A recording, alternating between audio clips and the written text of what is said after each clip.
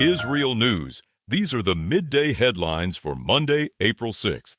President Donald Trump is renewing his threat against Iran as a new deadline approaches. He says the entire country could be wiped out in a single night, possibly as soon as tomorrow, but adds that negotiations are continuing and, in his words, going well.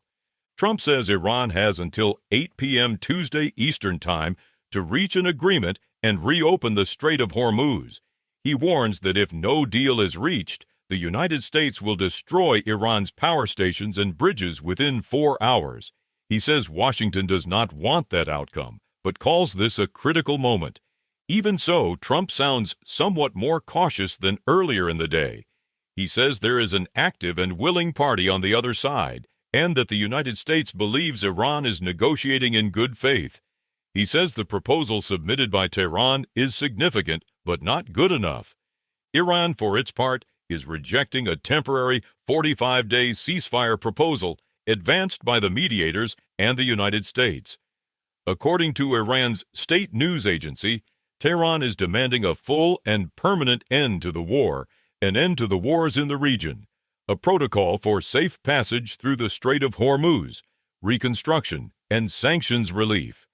Reports say Iran is also demanding compensation and guarantees that any ceasefire would be permanent. The response was delivered through Pakistan, which remains the central mediator in the talks. Trump says the United States cannot allow Iran to have a nuclear weapon and argues that Iran is already under what he describes as a different regime than before.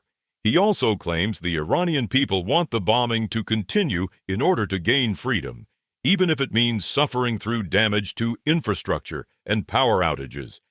At the White House, Trump also gave new details about the rescue of an American navigator whose aircraft crashed deep inside Iranian territory. He said the navigator spent 48 hours on the ground, climbed cliffs while bleeding heavily, treated his own wounds, and transmitted his location to American forces. Trump said the rescue force came under close-range fire and involved 155 aircraft.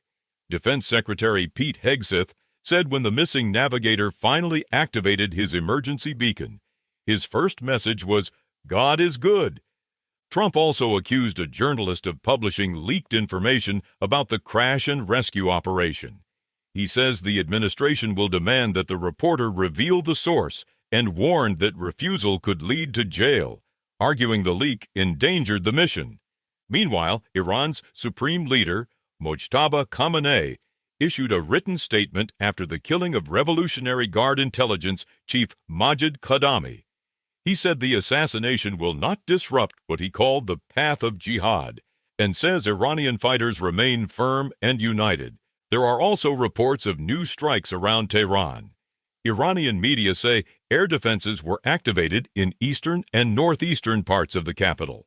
At the same time, Iranian outlets warn that after a strike on Sharif University of Technology and damage to its computing center, the major Stargate artificial intelligence project in the United Arab Emirates has now become a target.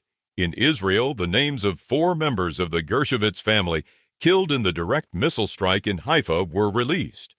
Relatives described them as a beloved family with hearts of gold, whose lives were cut short in an instant. And there is also a major milestone in space. NASA's Artemis II mission passed 248,655 miles from Earth, breaking the record for the farthest distance traveled by a crewed spacecraft, a mark that had stood since Apollo 13 in 1970. Those are the latest headlines from IsReal News.